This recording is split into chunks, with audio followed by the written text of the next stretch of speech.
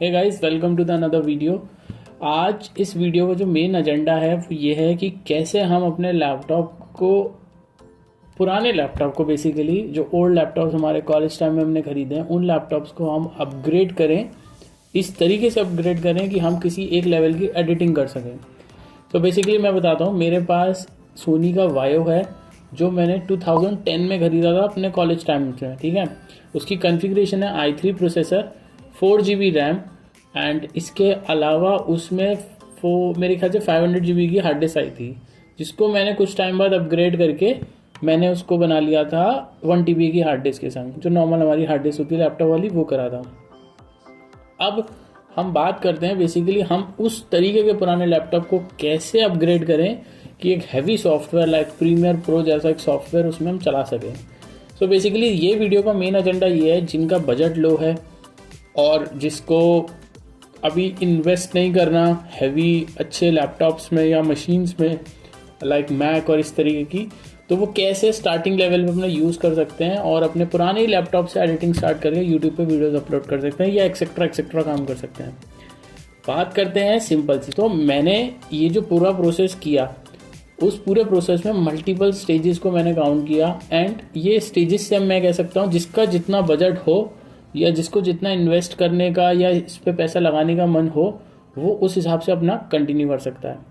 मेरे केस में मेरे को ऐसा लगा कि मुझे अभी डायरेक्टली जाके कोई हैवी अच्छा लैपटॉप लेने की नीड नहीं है। रीज़न ये है कि मेरा नॉर्मली ऑफिस का लैपटॉप अलग रहता है, बट ये मेरा पर्सनल लैपटॉप था। ये बेसिकली कभी कभी मेरे को किसी काम में यूज़ आता था।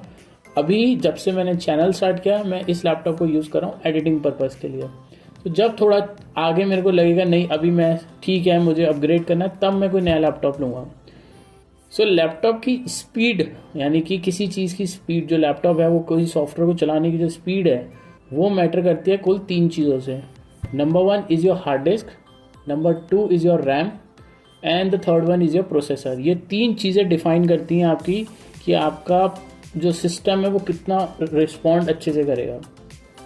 सबसे पहला जो मैंने इसमें चेंज करा वो मैंने चेंज करा अपनी हार्ड डिस्क का। इसमें 4 GB की रैम आई थी।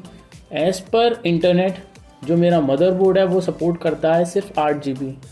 अब ये रिस्क मैंने उठाया और मैंने अमेज़न से एक 8 GB की रैम मंगाना मैं 16 GB चाह रहा था, बट मैंने मंगाई 8 GB just to take a risk. और मैंने 8 GB की उसमें रैम लगाई, मेरा मदरबोर्ड ने सपोर्ट किया और वो चला। इसके अलावा मैंने वापस से 4 GB वाली भी लगाई, तो जाके मेरी रैम हो गई 12 GB। 8 + 4 12 GB हो गया। 12 GB रैम उसको पूरा सपोर्ट कर गया एंड वो चल पड़ा, यानी कि सिस्टम बहुत फास्ट हो गया। मेरे में जब मैंने रैम अपग्रेड किया था तब मेरे जो उसमें विंडोज़ थी वो मैंने विंडो 8 डाली हुई थी, क्योंकि विंडो 10 अलग तरीके से चलती है और पुराने लैपटॉप्स में उसके अलग प्रॉब्लम्स हैं। तो पुराने लैपटॉप में मैंने विंडो 8 डाली with 12 GB RAM more than 8 and उसमें मैंने प्रीमियर प्रो 2015 डाला। तो मेरी जितनी भी पहले की वीडियोस हैं इन सारी पहले की वीडियोस में मैंने 2015 प्रीमियर प्रो से एडिट किया है, उसको रेंडर किया है एंड अपलोड भी किया, और सारी वीडियोस मेरी 4K में बनी हुई हैं।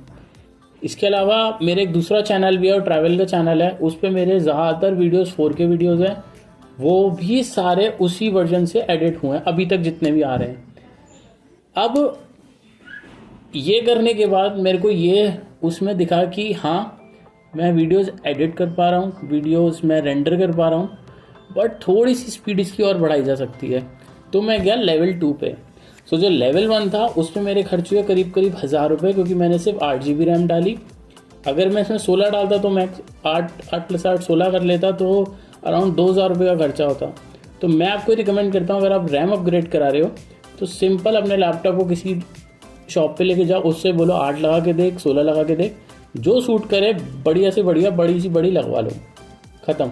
अब अगर आप सिर्फ रैम अपग्रेड करा रहे हो तो मेक श्योर आपकी विंडो 8 होनी चाहिए या 7 होनी चाहिए, क्योंकि 11 सपोर्ट नहीं करेगा। 11 में अलग अलग तरीके के अंदर सॉफ्टवेयर चलते हैं, जैसे कि इंडेक्सिंग के चलते हैं, आपके इंटरनेट और एंटीवायरस के चलते हैं, जिसकी वजह से प्रॉब्लम आती है, तो हम उसको इग्नोर कर सकते हैं।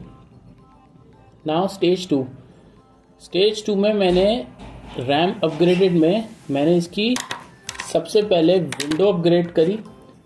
विंडो अपग्रेड करने से पहले मैंने इसमें पुरानी हार्ड डिस्क हटा के इसमें एक 500 GB की SSD लगाई, क्रूशल कंपनी की, अमेजन से मंगाई थी। वो हार्ड डिस्क के स्लॉट में नॉर्मली बदल गई थी।